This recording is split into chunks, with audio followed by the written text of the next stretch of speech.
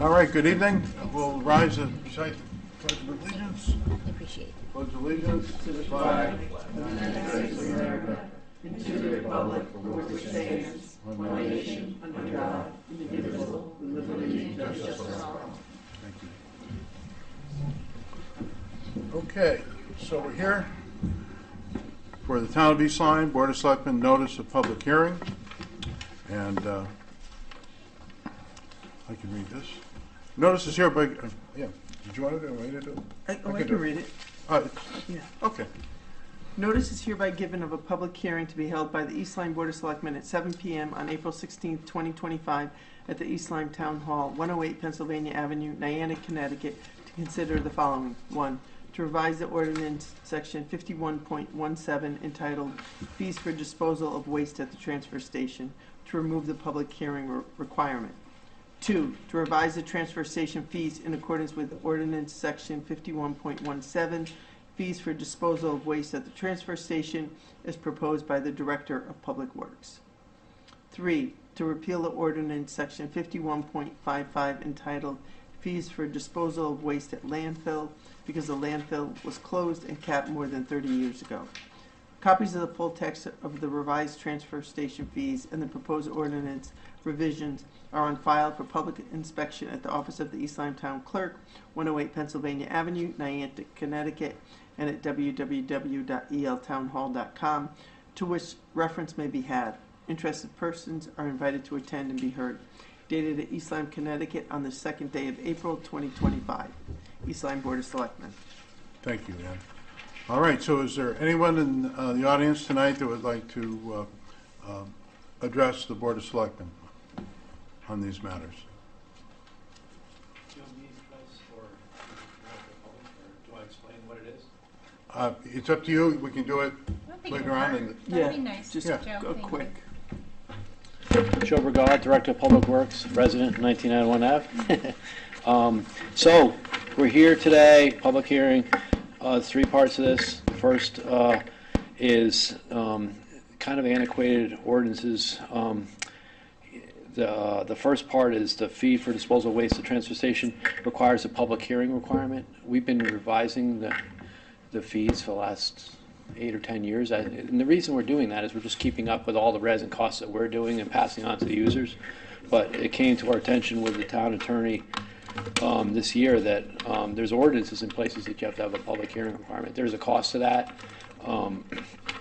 It's up to this board. You certainly have the right to continue having public hearings if we want to do it. I will say that every year the fees for bulky waste and all the other things have been going up, so we'll be having public hearing and we'll have to be covering the cost for that. So that's really up. That's the first part.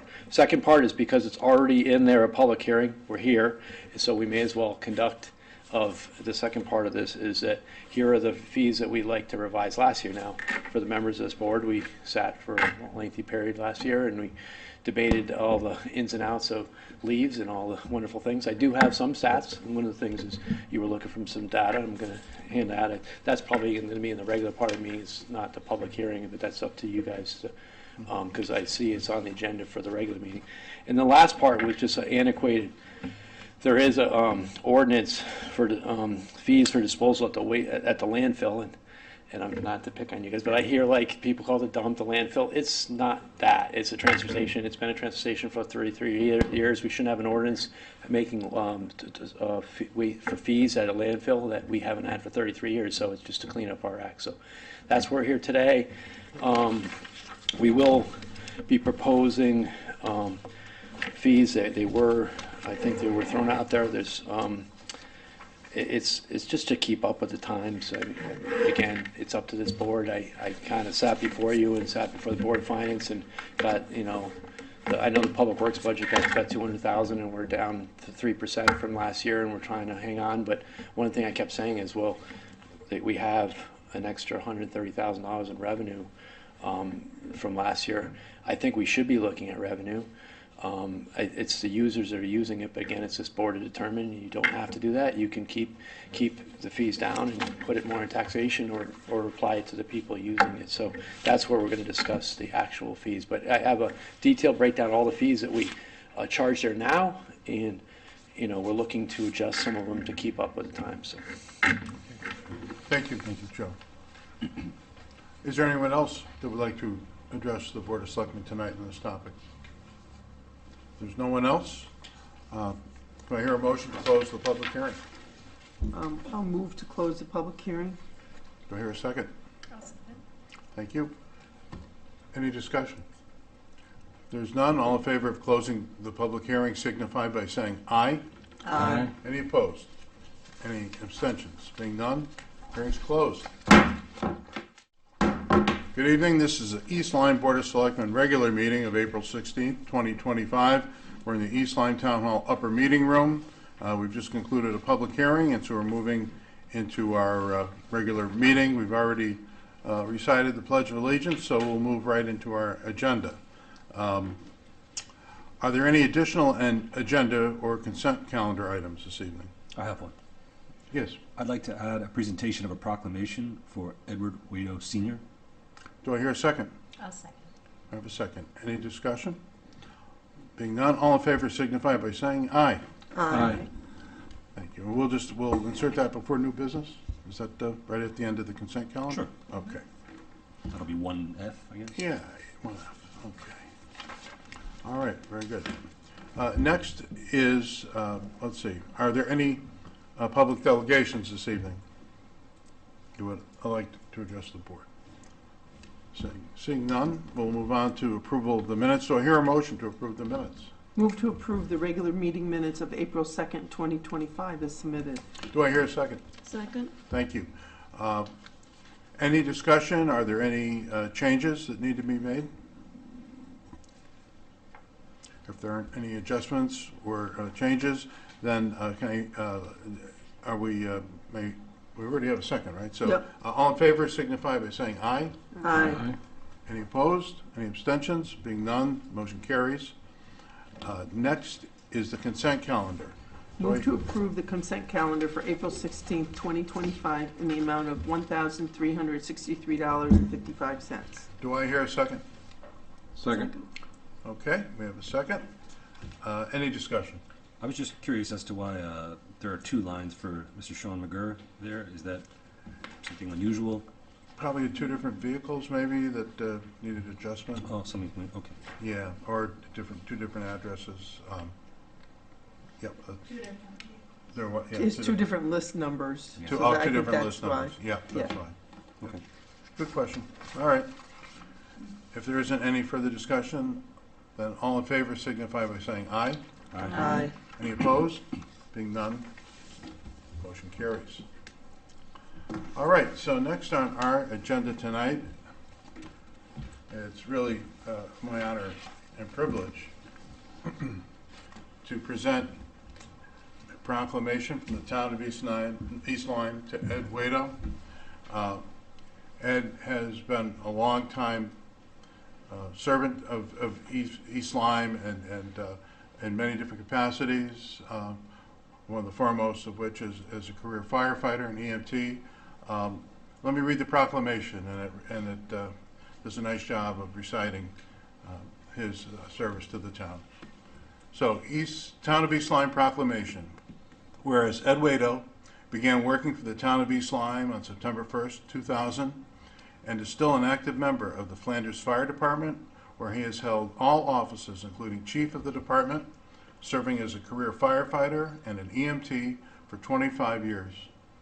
And whereas Ed has served as a career firefighter with Electric Boat, he is a life member of the Oswegatchie Fire Department, he is a member of the Chesterfield Fire Department, and he is a member of the Cohansey Fire Department, New London Waterford Speedboat Emergency Crew. And whereas he has worked tirelessly to understand the needs of our own community and beyond, and has taken measures to do the best he can to meet these needs. And whereas Edward J. Waito Sr. has demonstrated throughout his life and career a sense of deep responsibility, pride, and doing the right thing, whether it be for his family, his community, or the fire service. Now therefore I, Daniel R. Cunningham, First Selectman of the town of East Lyme, Connecticut, do hereby officially recognize with gratitude Edward J. Waito Sr. for his invaluable contribution to our community, and for being inducted into the Connecticut State Firefighters Association Hall of Fame on April 3rd, 2025. Because of your hard work and dedication, our community is a safer and better place to live. Given under my hand and seal of the town of East Lyme on this, the 16th day of April, 2025, in the 168th year of our town. Dan Larson again. I'll be present.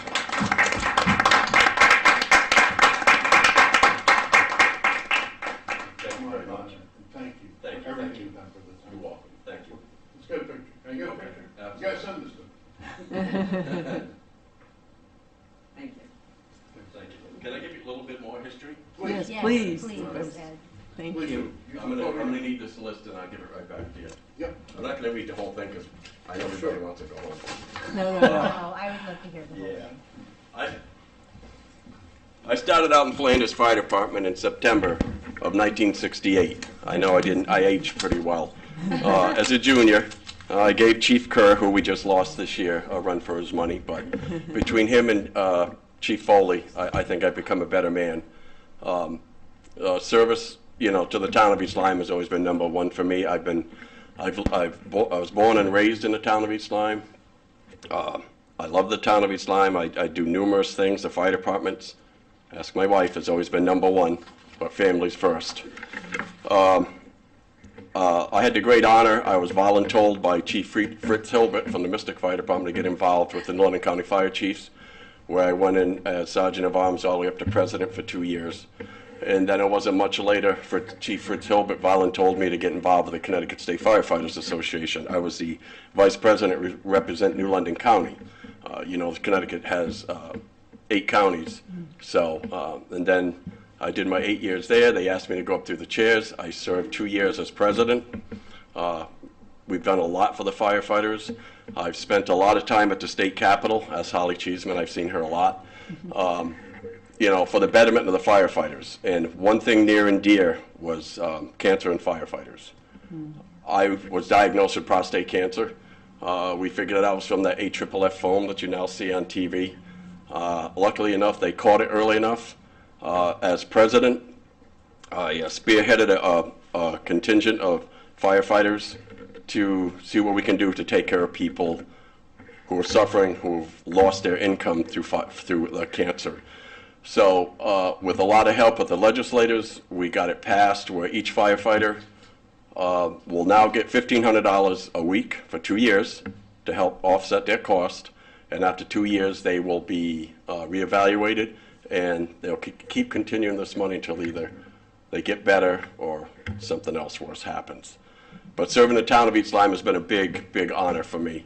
As a young kid, I used to ride my bike down Mill Road, flashing my eyes like they were red lights, like people are going to pull over. I remember the old firehouse.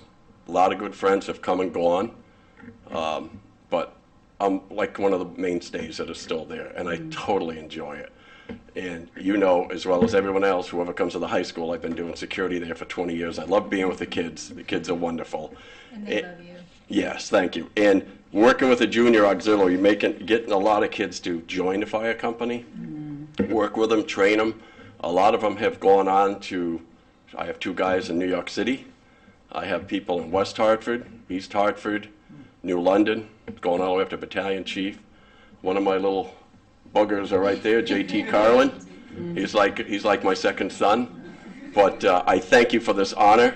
I love this town, and it's a great honor. So thank you very much. Thank you to Roseanne Hardy. I know I owe you a couple of homework assignments from East Lyme Junior High School, not middle school.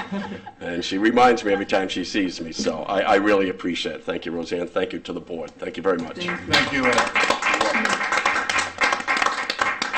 I think, Roseanne, you wanted to say a few words? Yes, I'd like to make a few personal comments. So, as Ed just mentioned, before 2000, he was a student in my 8th grade class, and I was a fairly new teacher. We had a system in town, an alert system, because, of course, there were no cell phones or anything. So on numerous telephone poles, the highest ones, there were huge speakers that were mounted on the poles. which blasted messages through the town. But you had to know the code. So one blast was the test to make sure the system was working. The second, if it was 2 blasts, then it meant it was noontime. That was so all the factory workers knew that it was time for lunch. And the numerous factories that we had in town closed at noontime so everybody could have lunch at the same time.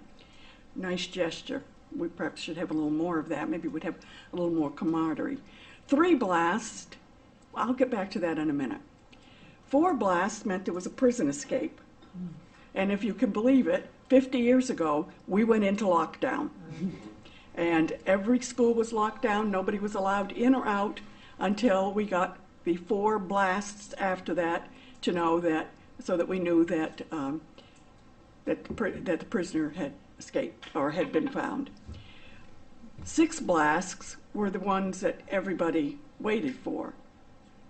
4 shots, 4 rounds, usually beginning at 5:30 in the morning, blasting throughout the town, no school. Blast, 3 blast, there was a fire. So as a new teacher, I'd been told about the blast system, but basically I was more worried about a prisoner storming into my classroom. So sure enough, one day, the alarm blasts 3 times, indicating there's a fire. And all of a sudden, everybody in the classroom jumps up. And I thought, oh my gosh, what are we supposed to do? Is this a fire drill or is this for real? Well, the rest of the class calmed down, but Ed, along with a few comrades, bolted out the door. And I thought, oh my goodness, what if it's their house that's on fire? How would we know? Well, lo and behold, they were the junior firefighters, and they had full permission to just run out of school, no questions asked, run out of school, and join the firefighters. So it wasn't until a few years ago that I began to think about this, and I thought, 8th grade, how the heck did those kids get to the fire? They didn't have driver's licenses. So I thought, well, maybe somebody from the fire department came and picked them up. And I thought, well, that would be ridiculous because they should be out fighting the fire. So I ran into Ed and I said, look, you know, I was thinking about this. How the heck did you kids get to the fire? Well, we got on our bikes and started pedaling and rode our bikes to the fire. And I said, well, what would you do once you get there? Oh, they used us to haul out the hoses and other things that we could do. So, yeah, he does still owe me a couple of homework assignments. Thank you, Ed. You're welcome. Thank you. No, thank you, Ed.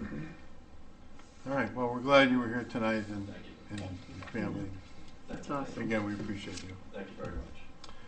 So, now we'll turn to new business. I think we have an appointment to the Youth, Family, and Health Services. Okay. Move to appoint Nadia Vandiver of 9 Osprey Road, Niantic, as a member on the Youth, Family, and Human Services Commission for the town of East Lyme, with a term to expire on January 7th, 2030. I'll second. We have a second, okay. Any discussion? We appreciate her interest. If there's no further discussion, all in favor signify by saying aye. Aye. Any opposed? Being none, motion carries, and she is appointed. We have one more motion here. Okay? This is a move to adjust the term expiration of Jamie Bar Shelburne to end on January 7th, 2030. Do I hear a second? I'll second. This is for the Youth, Health, and Family Services? No, this is just basically a housekeeping matter to fix the expiration. For the youth, family, yes. Oh, is it for Youth, Family, and Human Services? Okay, all right. So I second. We have a second, okay. Any further discussion? If none, all in favor signify by saying aye. Aye. Any opposed? Being none, motion carries. All right, so the next on our list is discuss the Liberty Green deed restrictions. So I included in the packet tonight a transcript of it. It was a handwritten deed, but this is a transcript of it. I'm gonna do it mine. Oh, okay, thanks. I got it. You got it? Yeah, Okay. Okay, so a couple of weeks ago, there was a public assembly on the Liberty Green, and some questions were posed to me about were there deed restrictions. And so I pulled the deed, and this transcript was created from the deed, which was handwritten. And the deed restriction is down towards the bottom, and I'll just read it. This deed is forever given and received upon the express condition that the land herein deeded shall be used for no other purpose than that of a public park, to be known as Liberty Green, and that no commercial business shall ever be carried out on the land, that no building shall ever be erected thereafter for the purposes of carrying on any of the public business of the town, should be of East Lyme. Any charitable, educational, philanthropic, business, society, organization, or any other business whatsoever, upon penalty of forfeiture and security by the said grantor, his heirs, executors, administrators, or assigns, for failure of the said grantee and its successors to observe the said conditions, and then, at the end, for a period of 6 months. So, these deed restrictions that were, and this was September 16th, 1918, these deed restrictions that were intended by the family, the Bond family that donated the property, they didn't want any that land being used for the public building to be built there or for a commercial building. But unfortunately, I don't know who drafted this, but the conditions expired after 6 months. So, yeah. So, so right now we could put another town hall right there if we wanted to. But I certainly have no intention of suggesting that. But we don't know what could happen 10, 20 years from now. So, what I would like to do is I'm going to talk with our town council, but find the best way to reinstate these deed restrictions so that we give credence to what the wishes were of the family that donated. They were so gracious to donate the land to the East Lyme. I think one simple way to do it, but I need to check it out with Tracy Collins, it would be to simply re-record the deed from the town of East Lyme to the town of East Lyme with the same language, except we take out for a period of 6 months. So we use the same language that they wanted, but we make it so it's permanent. So, Yeah, caught this, and good catch. Do you need any action from us? or no, just let us know? I just wanted to make the board aware of it, and I will take steps to try to solve the problem. If everybody else thinks that's a good idea, I think it's the right thing to do. Oh, I can't agree more. Yeah. Okay. I would like to request that the Veterans Commission be consulted with this, as this has long been the primary use of that is to honor veterans. That's where our town veteran memorial is, and the stone. So as we're going to open the deed, I think that there might be some other portions that might want to be considered. Well, my concern is that I wouldn't want to alter the language of the family that donated the property. If we were to start adding different language to it, then I think we're starting to, adjust what their original intent was. I don't think their intent was for it to expire, but I think everything else in the deed was what they wanted. I mean, there certainly is no problem with the memorial being there. It's consistent with the use that they had hoped for. So I really wouldn't want to adjust the language. I would only want to reinstate it if it worked. Well, it will protect the property, To protect the property. Yes. exactly as it was intended. As it was intended, yeah.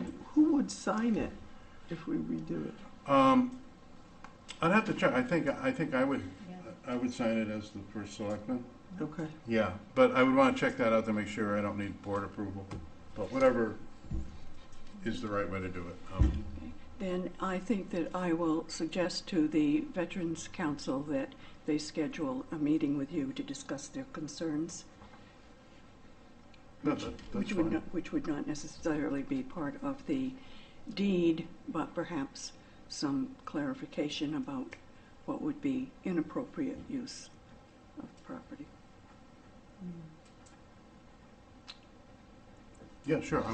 I'm happy to speak with anyone, but I really think that any restrictions on it should be consistent with what the family that donated it. And Are there any people living from the family now? the We Bond, know there of? are members of the Bond family on the Water That's- Commission, right? Isn't there Mr. Bond? There's Dave Bond, I think he's related. I don't know if, the- Yeah, yeah, We could ask him. I'm not sure. because that would be the, maybe you could ask him. Does it say more than the Bond family? Is there a name associated with it? Like There were three, yeah, it was signed by Nathan Belcher, Laura Mack, and Stephen Bond. Stephen Bond? Yeah, I can check with Dave. Yeah, yep. Bond, Dave Bond. Well, Nate has passed away. Who was the second name? well, yeah. Oh, maybe Nathan Bond was maybe that was just the note. Let's see. Personally appeared, Stephen N. Bond, signer and sealer of the foregoing instrument, and acknowledged the same to be a tract and deed by Nathan Belcher, Notary Public. So I guess it was Stephen Bond who signed it. Oh, these were the witnesses. Nathan Belcher and Laura Mack were the witnesses. And so there was one signature, Stephen Bond. Yep. So. All right. Great. So, all right, another little thing we uncovered here, we'll try to get that corrected. So, now we'll move on to old business. And the first is adopt the following revision of the transfer station fees pursuant to 51.17 of the East Lyme ordinances. Are we doing this all in one motion? No? Great, okay. Yep. Yeah. So can I hear a motion? All right. Adopt reviewed fee schedule for transfer stations. Resolve to approve the revised fee schedule for disposal of waste at the transfer station presented at the public hearing before the Board of Selectmen on April 9th, 2025, pursuant to the ordinance section 51.17 titled Fees for Disposal of Waste at the Transfer Station. The effective date of the new fee schedule shall be July 1st, 2025. Do I hear a second? All right, is there any discussion? We heard earlier from Joe Burgon. He's here, I think, right now to make another presentation if we need to hear more. Would anyone like to discuss it further? Just to be clear, the existing ordinance has a note in there upon notice of a hearing. The revision is suggested to strike that upon notice of a hearing. Is that correct? Let's see. The first, Oh, that's the second one. This is, the first order of business, 3A1, is to actually revise the fees. And is So this what you wanted it, I have something existing ordinance, is that what you want it revised You to? talk, Or is there another? there's actually, so the first part of this meeting is just to say, you guys approve these fees, because in the structure that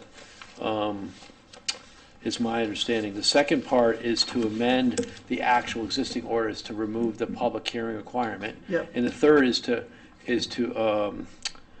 what do they call it? Repeal the fee schedule for a town landfill. Right. So the first one is, so the question I have for you guys is, do you have the fee structure in front of you? yes, we do.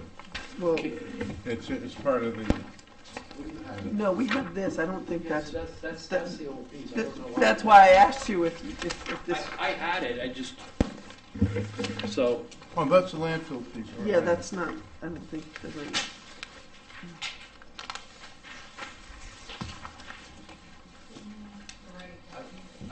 Thank you, Jay. Thank you. So these are the new fees. Okay, Yeah, perfect. thank you. Good point. so this, yeah, we'll see. The town is, yeah, I set it up, but the town attorney's office submitted all the stuff, but they wouldn't know what to feed for the fees. The second thing I wanna give you guys is, in this lengthy debate we had last time, there was a question about the data. Yes. Here's some data, Okay. that you guys were looking for. It's basically everything there, but I'll walk you through what's, Yeah, please do. because I'm sure these are gonna be the first thing that. Are doing here, I'm sorry. So, I'll walk you through the, Oh, what I contractor have in front of leaves. me. Now, on here is every fee that Public Works charges, but that doesn't mean, you know, when you're looking at a fee schedule, some things might stay the same, so the public likes that, and that's, some of the things are. So, let's go from the top. Bulky waste is the biggest producer of revenue at our transfer station. When someone brings bulky waste being anything you can't fit in your garbage can that's not household waste, you bring it to the transfer station. When we get it, we have to then drive it in our trucks using our diesel fuel to New London to have a tipping fee where they charge us. And every year they increase the charge for it. So if we're not raising the fees, we're losing money. So basically I take what the tip fee is. So coming up next year, I divide it out by 2,000 to get it into pounds, and I figure what the cost of us hauling it over to New London, and I put a little bit on there for all the things that we have to do to administer it, and that's where we come up. And the 11 cents is what we've been charging. The 12 is what I'm proposing. If you also look at the other sheet that you have, just for now, bear in mind that's only 6 months. This table here, but the second column is the second column from the left, top thing is bulky waste. So all the other things that the fees in here don't really make a big difference.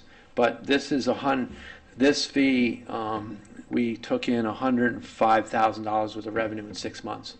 So it does make a difference. So it's actually the most important one on there. I'm looking to propose it to bump it up to 12 cents. It's a penny, but it does add up if you bring something heavy, but it's pretty needed to keep up. And as we all knew and how tough of a budget year it was, I would think that trying to identify some revenue sources is a good thing, so long as it's fair and equitable. And for people to be bringing things to the transfer station, in my opinion, is something that if you're bringing it there, you should pay as a user fee, and that shouldn't be covered by taxes. But that's my own thing. So it's not being covered by taxes because it's being there's an associated revenue. So bulky waste is the first one. Asphalt. So we kind of went on a common theme, and it sounds like a lot, 10%, and I know people don't like numbers like that. But when it comes from 1 cent to 1.1 cent, we were just trying to put an additional amount on, but all these other things don't really add up to a lot, but we're just trying to have a common theme. Write down brush, land clearing debris, tires. We used to have 3 kinds of tires. Now we're just going to charge 1 kind of tire. If someone brings tires that are bigger than truck tires, we don't want any, I don't need a farmer coming in and give me a 3-foot tire because we can't get rid of it. So we have to be really cognizant of what we take in, because everything that comes in transfer station has to leave. So we have to make sure what the cost is to get it out of there. We did set in front of this board last year a mattress fee. If you look in this column, the right column, third one down, non-recyclable mattresses, we take, I think last year, I don't have the exact numbers, I want to say we took 8,000 mattresses, believe it or not. It's staggering how many mattresses we take. Every once in a blue moon, one comes in that's so disgusting and so wet and everything like that, they won't take it. So we get charged $40 for it, so $35. So that's why I want to make sure we keep up. That fee keeps on going up. If you stick a mattress in the bulky waste, we get charged that. So that's just trying to cover our costs. Joe, just a quick question.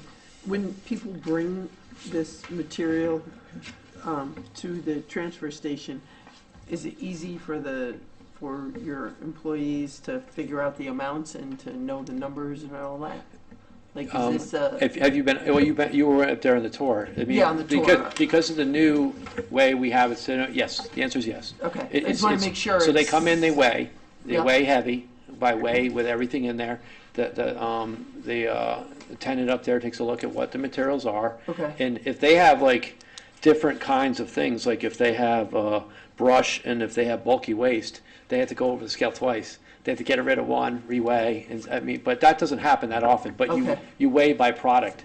It's the only way to do it. But we're very fortunate in this town of having a brand new scale, but something that's a lot of towns don't have a scale, so it's really not equitable. There's no way of knowing. So the vehicle everyone goes on the scale? What's that? The vehicle goes Oh, on yeah. the scale? Okay. Yeah, and we also now have a better experience where there's actually a digital light that actually tells you, a screen that tells you what you weigh. Okay. So it's very transparent. try not to get off it because then you weigh yourself. But like when you're sitting on there, it says it might be 4,100 pounds, and then you drive around, it's 3,900 pounds. Well, okay, I owe $200, 200 pounds, and then whatever the fees are all put there right there. So Perfect. it's Okay. very transparent. We're also getting a lot of kudos that we provided a new sticker system where if the first time you go in there, we get your license so we know you're from East Lyme, but now you're associated. So. And you'd be associated with sticker number 541. You put it on like a Jiffy Lube sticker on there. So next time you come in, all we do is we see your number, bing, put the number in, everything about you.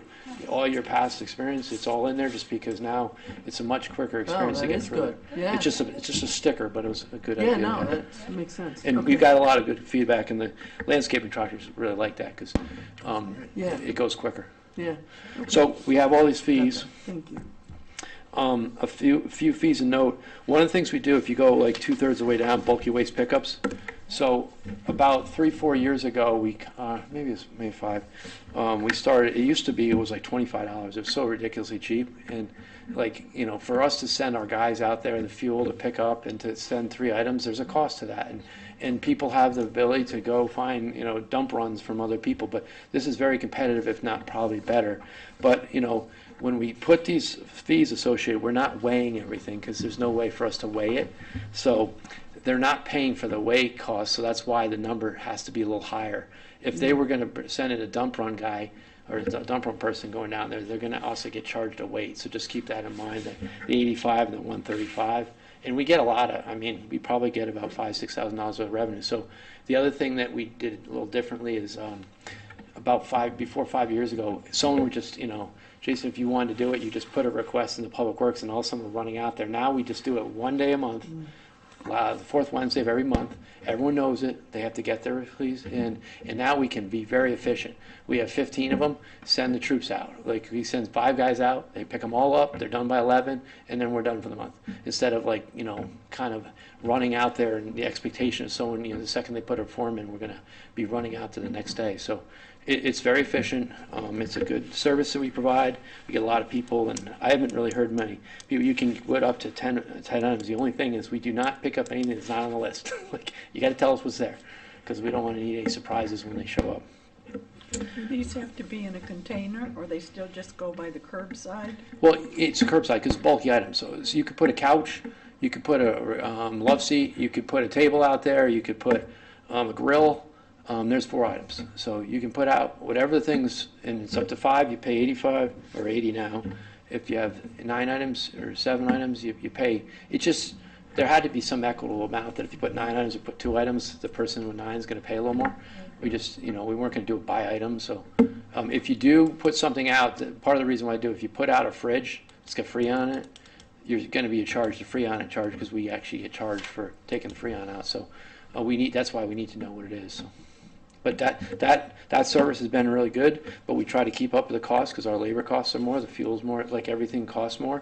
So, but that our first collection is coming up. We do it from April to October. We don't do it in the winter. So we're already getting requests coming in because it's starting next Wednesday, I believe. And is the rule for placing those items outside, is the rule the same as for regular Day trash? before. Day before? Day before. 4 o'clock. It's right on the form. Yeah, because we have Yeah. had some problems. We don't want them a week before. Where people have set couches out and Yeah. lounged on them for a week. It's on the form. Okay? It's on the form. It's on the website. So if that continues to be a problem, the appropriate thing would be to call Yep. or to call the police. No, call the department. When we have cans that are left out, what we do is if we get a complaint and someone's left their cans out for a few weeks, we trust but verify. We want to send cold letters out to people, and then all of a sudden, they did pick up their can or they're away on vacation a week. We usually wait about a week or so, and if it's still there, then we send them a letter. And then we send them another letter that if you don't comply, then we won't pick up your trash, and that usually resolves it. Because they want to pick up the trash. So now we went down all the fees. Let me skip over one because at the bottom, we've already addressed the commercial waste charge. You guys did that. I just listed all the public works fees. We already addressed it. This board approved the commercial waste fee next year. And we're not suggesting any changes on garbage cans, recycling cans, or lids. So, leaves. We had the discussion. The good thing about it is now we have some data. the bottom, the middle two columns. Let me kind of go over what we have. Now, bear in mind, this is only 6 months, but it is, leaf season is the fall. I think we were here in October, or we were here last fall, but so we were here before, maybe it was in the summer. I can't remember exactly, but we were definitely before the leaf season, so we captured. So what we came up with is that the town contractors, the contractors that is doing business in town of East Lyme pays taxes to town, wasn't being charged for things up to box trucks. When I say box trucks, they you know, mason dump, box in the back, vacuum in, but they still are being charged for trailer. You just would be surprised at the different setups these people have in any way they can to try to sneak as many leaves in. So we did see a deterrence of leaves come in, which was a good thing. Hopefully they went to Waterford. But we still, the numbers here is that you guys asked the question, so I have the numbers for you. We took in 59.1 tons of leaves that we didn't charge. We took, that's down below, that number. We took in 34 tons of leaves of in-town contractors that were in vehicles bigger than box truck. And we took in 25 tons of leaves coming from contractors that are not doing business in the town of East Lyme. I think these numbers were down a little bit, which, you know, we're not really there to be a revenue producer. The transfer station is for the residents of East Lyme. They're not for people working at, you know, let's dump the leaves from Old Lyme, or let's dump the leaves from London because they don't accept them. Because they really are a pain to be dealing with. They take about 3 to 4 years to compost, turning them over constantly, and it's every year we get a new huge pile. And you know, if you ever go up top, you see the piles that come in. So, you know, part of the reason of putting on these fees was deterrence, and I think that worked. But I am still of the opinion, and this board certainly can do it with everything happening with budgets and with everything like that. And what I have in front of you is that it just seemed that there was a lot of shenanigans with different size trucks and stuff like that, and that we really should still charge for all contractors, even East Lyme contractors, but give the East Lyme contractors a discount. So what I have in front of you is a 2-cent fee for all East Lyme contractors coming in, and a 3-cent, so 50% more for out-of-town contractors. Again, I know there was a lot of debate, and you certainly can go back, if you want, go back to the thing. It's just with everything going on with the budgets and everything like that, I don't think we have staggering numbers, but I think it was a little difficult of when they're coming in. Okay, if there's an East Lyme contractor, what size truck? And there, you know, I was trying to explain to Ann and so that there's so many variations of contractor trucks. Our guys would say, no, this doesn't abide by the free, and they'd say there, and it's just I mean, we're kind of like splitting hairs here with the amount, the service that this is providing. If they're coming in, if you really think about it, if they're coming in and you're charging them 2 cents, they're coming in with like 4,000 pounds of leaves. That's not, you know, mom and dad picking up the leaves in their yard. That's a lot of leaves. So, you know, if that's 3 or 4 houses and that fee is $60 over 4 houses is $15, it's just, in my opinion, it's a cost of doing business. I don't think it's soaking on, but I just saw it through the budgetary process, and I cringed when our budget kept going down and down and down. We're negative. So we're starting to come to the things of either we can produce more revenue, or we're just not going to be able to provide the services we once provided. And East Lyme Public Works takes a lot of pride, but we're starting to get a little worried that we're not going to. We had a bunch of potholes that if anyone goes down your way, we were getting the calls about, you have to do the pothole. I had no one to do it. We're down 3 guys. We're in a spending freeze and also like that. It's not as easy as it seems. So I think this is a small thing to like just put the. I got the intention of the board was to try to give a discount or some kind of benefit to the town contractors. So this is what it does. But this is what I'd like to propose, and want to get your guys' input. So it would give the in-town contractors at a 2%, and then anything out. Well, 2 cents for 2 cents, and 3 cents for out-of-town contractors. So they're still getting an advantage to the out-of-town contractors. Understood. So, sorry, you're done. Okay. So, would this make it so that your workers won't have to sit there and go, okay, what kind of truck is this? We want it to be much. simple. It'll be much. It'll be much streamlined. easier going through. There won't be any kind of like, what kind of truck do you have, or is that a trailer, or how many tons does that one hold? It's 2 cents or 3 cents. Yeah. You weigh it across. The other thing is, just to know, is that if for some reason they come in with some mega truck and they're a town contractor, there is a max, $100. It's a lot, but that's a lot at least. If there's an outside of town contractor comes in with 40-yard roll-off, completely full, they're gonna pay, if it's $170, it's $170, because they're an out-of-town contractor. I know Mr. Spakowski was here. There's no way of knowing. I can't imagine a contractor is working within a geographic length.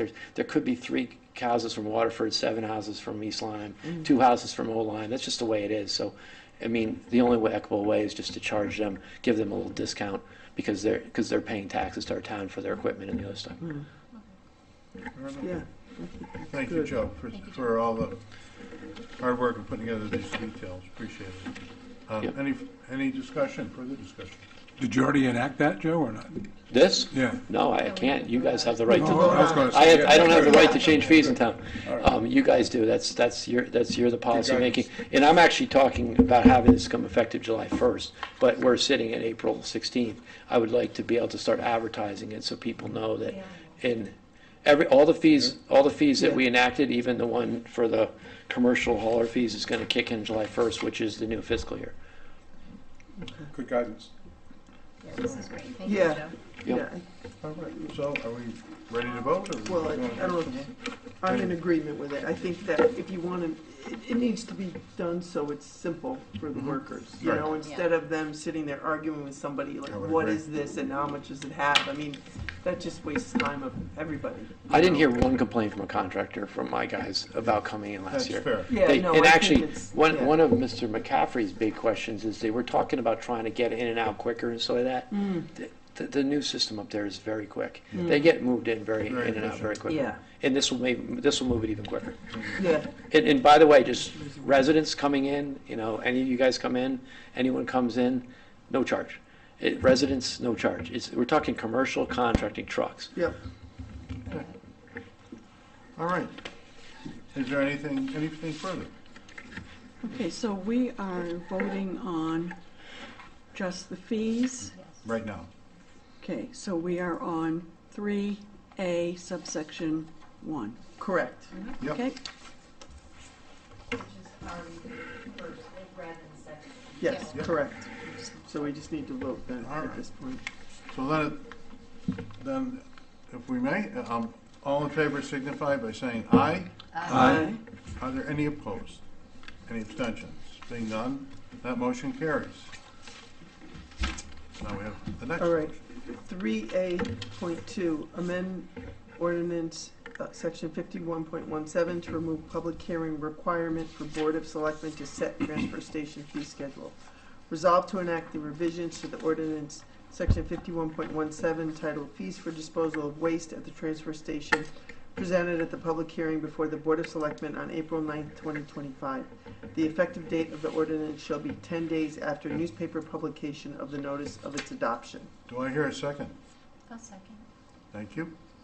All right, any discussion on this one? It's a little simpler. It's just, This is the one where So we're if you were- removing upon go- notice of a hearing. right, yeah, it just simplifies it. I don't know what the cost of a public hearing, but there is an advertising Yeah, no, there component. is. And For- I mean, And it's we're- not cheap. and it's not cheap, so that's why, like, I will say in front of this board, we're not, if there's any kind of big impact that I'm gonna be coming, I'll let the people know.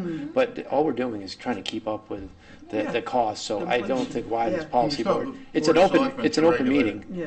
It's an open meeting, and maybe we'll try to do this on a regular basis this time of year, so everyone kind of knows that if they ever have a question, they could do it. However, we are effectively restricting the public's input on certain matters going forward, which is not something that we should take lightly as a board. Well, There's no public delegation. notification you are, but they have every right to participate in a meeting. And it's more of a notification because the public hearing has a right. Whether it's a public hearing or whether they came to this meeting and there was no public hearing and they talked under delegations, they have the right to speak to you guys. It's more of a notification. So if we can do a good job of maybe we'll put them up on the website before and let people know, then I think it kind of does the same purpose, but It's a matter of efficiency and cost. saves them money, but. Is it also That's a then good going to point. be on the agenda? Yeah. Yeah. Oh, Yeah, so if it's on the agenda. it's always then gonna be on the people, agenda. You know, kind of have a responsibility. On the to- agenda, Yeah. on the website, all this stuff, and we would, going forward, this is the time of year we should be doing it. Last year, we didn't approve these till July, but there was a hiccup, because last year, Tracy Collins caught this, but it went forward for some reason, but it really, technically, this ordinance stuff had to be cleaned up. Okay, that's all I had. Anyone else? So if we don't, just so I know, so if there's no public hearing, so then you would just put it on the agenda, we would make a motion and vote on it and hear anybody from Yeah, the and we would have a audience on discussion it. like we just had about the Okay, rights just and, so, People could speak under delegations. yeah. It would be on the website. okay, all I right. mean, the fees would be put up, posted Yeah, online before okay. the meeting with the agenda packet. I'm good with it then. Okay. Yeah, okay. And this action is just for fees, not necessarily like if we're going to do away with the transfer station or make some other major Fees. changes. No, That's no, just the this is fees. just for This fees. is fees completely. Yeah. That's the ordinance.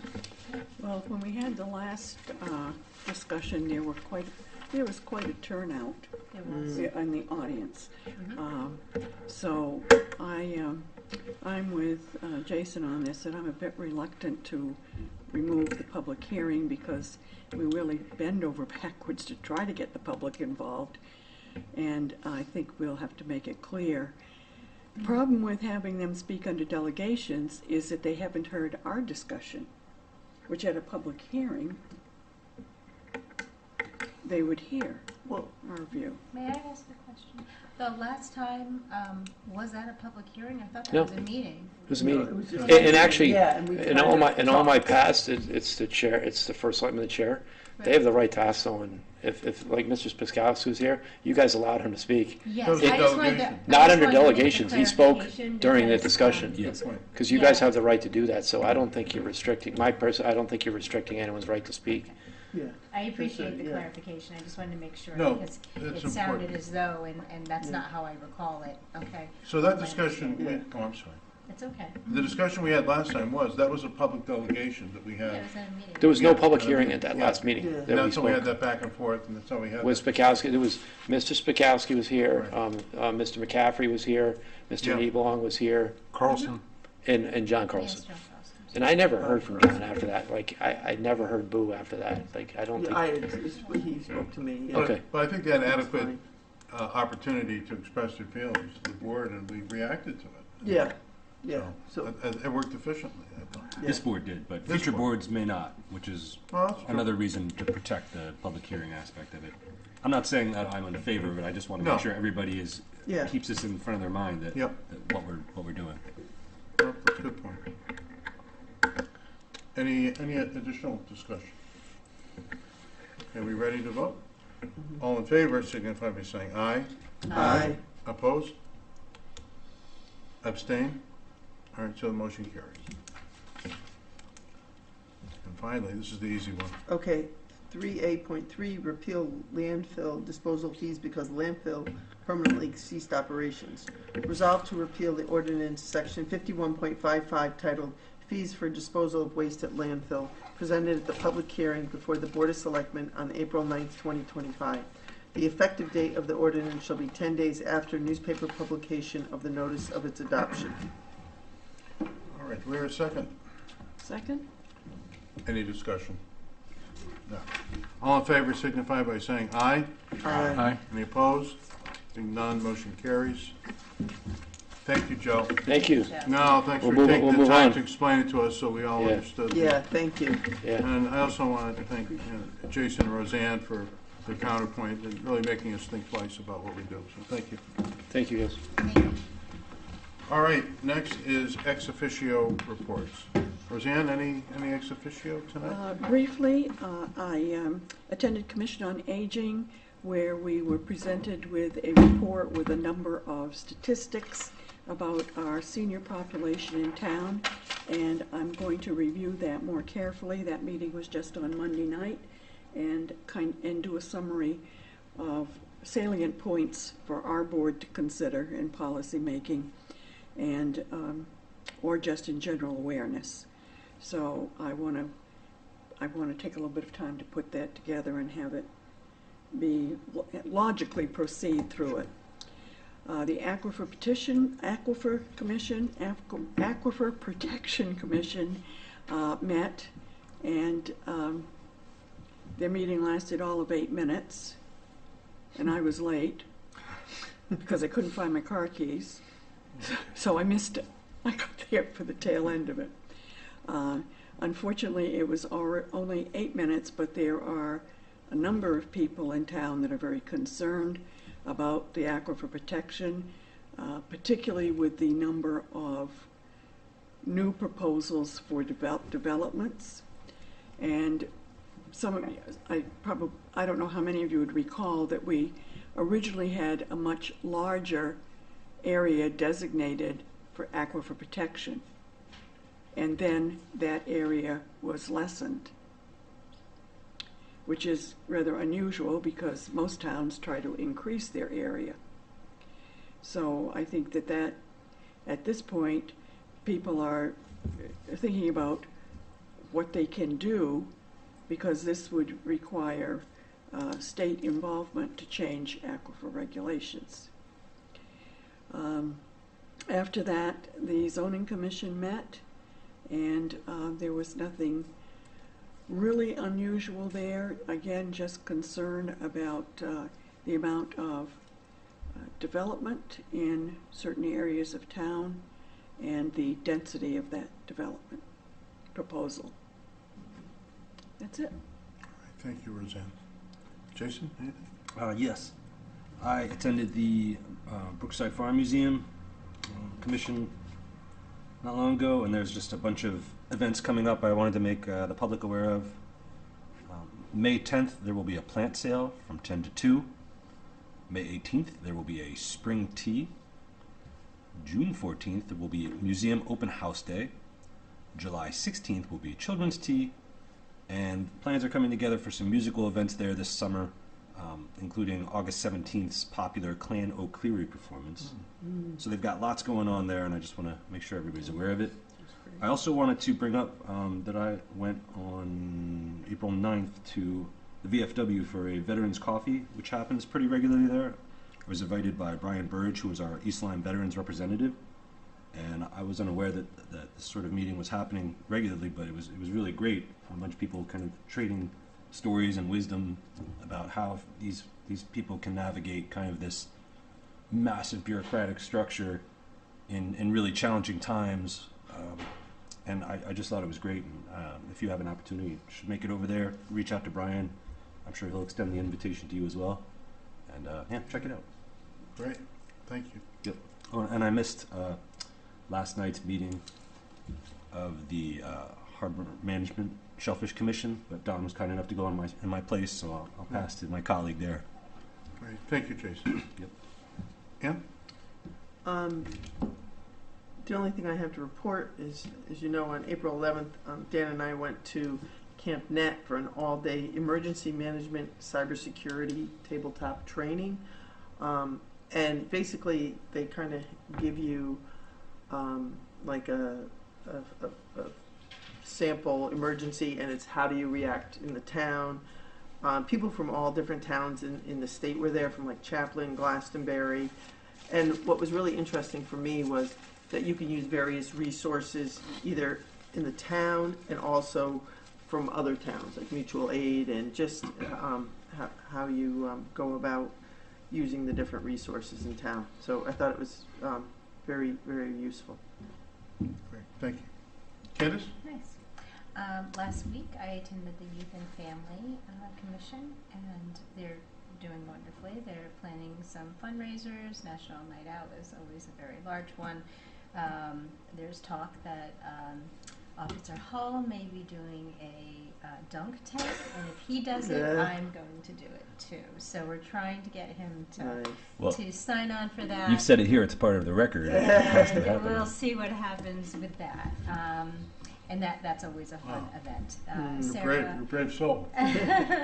Hopefully it's warm. Yeah, right. Sarah has 2 interns coming in, which is wonderful, and one of them is an East Lyme graduate, and the other one is a Salem graduate. So that will be a very large help to their services. Then Park and Rec, of course, is afterwards, and they're in discussion over the dog park, of course, and they had a tour of some properties, so stay tuned on that. And that's all I have. Thank you, Candace. Don? Two to report on. First, the Planning Commission. There's still discussion on the Holmes Road, the narrowness of the road, and the building's going to go out there. Back and forth banter quite a bit there. And good direction, by the way, with Gary Gaishel steering the committee to do the right thing. And also, there's another one of a pretty large development on Powers Lake. They want to change from R80 to R200. Or R200, yeah, R80 to R200 for size to, and I didn't agree with, I can't voice my opinion, I didn't agree with the decision, but I think it won't make it through zoning after it went through planning on that, but you know what development I'm speaking of, right? Where is Powers Lake? Or the Yale Outdoor Education Center. Where, what is? With the Where- Yale where- Outdoor Education. There's an open space up there, going to be building houses up there. We're like Darrow's. Correct. Like Darrow's Ridge area? I- There? Kind of in that area, but Okay. No, it's right on the line. there's a map of it up there. That's the map they used for the very top white part up there. Okay, got it. Okay, and R80 to R200, so that's 200,000 square feet per lot versus 80,000 square feet per lot. Yeah, okay, now I know what you're talking about, exactly, okay. And so, but there was a unanimous decision on the vote. And so I think it's going to be a struggle to get through zoning though, so it goes through planning first in there. And then last night, I'm kind of glad I went last night because I'm kind of familiar with what's going on regarding the harbor management, is that they want to know who's in charge of making decisions to make regarding the Bureau of Aquaculture, the aquaculture in the river. And they want to contemplate putting permission in to give Cat 2 aquaculture, which is gear, which are cages, and it's a recreational river. And who gives permission to do that? Is it Wellsco, or is it the actual Harbor Commission themselves? The commissioner was supposed to come and talk tonight, but he stood down. He wasn't prepared. So it's something we should all be taking a peek at, because Waterford has already denounced cages in the river on their side. So I think we should, I can't steer it, but I'm saying I think we should marry their thought process too, because the river is recreational, and the outside the bay we have areas for cages. So, but Well more, said. I'll follow up on that too. So This has come up for discussion previously, and I think that the state has something to do with regulations on the river as well. So if people are concerned, that might be, you're right, Roseanne. Once it goes through the initial thing, it has to go through Bureau of Aquaculture. It has to go through DEEP. It has to go through Army Corps of Engineers. Right. So there's several hurdles. But if it could be stopped right away and waste a lot of time and paperwork and arguing, and so So if it's stopped, then it doesn't have to go through anything else? unless there's an Okay. appeal, unless. Okay, understood, okay, thank you. Okay, so I guess that leaves me. Well, I don't want to restate the obvious, but I attended the police commission the other night. They went into executive session wherein the Daigle Law Group distributed the internal, well, they didn't distribute it, but the Daigle Law Group Internal Affairs Investigation Report dated April 10th, 2025 was distributed to the police commission. And that's all I have to say about that, but that was the other night. The other thing I would mention, it was a really great experience with Ann at that tabletop cybersecurity event over at Camp Net. The thing is, we sit here and we think about all the things that might happen, we hope don't happen, but when they do, it's nice to have something to fall back on, even if it's not the real thing, at least have some playbook in mind where you begin. And even such things as a press release and social media, how do you handle that? So certainly worthwhile experience, and glad to have done it. The other thing is, every week I attend the weekly construction meeting with the Route 161 I-95 overpass project up the other end of the street. They expect to have the pavement down from the overpass up to the Flanders Four Corners by April 28th. So right now what you see is they're milling down the surfaces. Then they're going to raise that up about 28 to 30 inches. Oh my gosh. And if you look on the sides of the road as you drive down, that's the elevation it's going to come up to. If you look Yeah. as you're driving down, that's kind of where the elevation is. So, but they expect to have that done, compacted, and have tar over it by April 28th or so.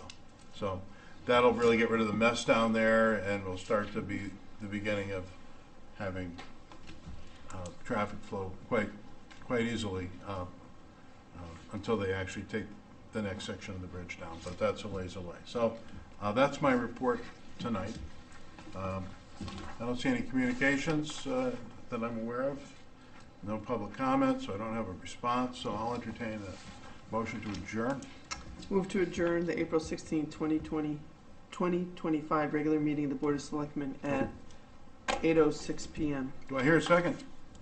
Second. Great. All in favor? Let's do it. Aye. Aye. Aye. Motion carries. Thank you.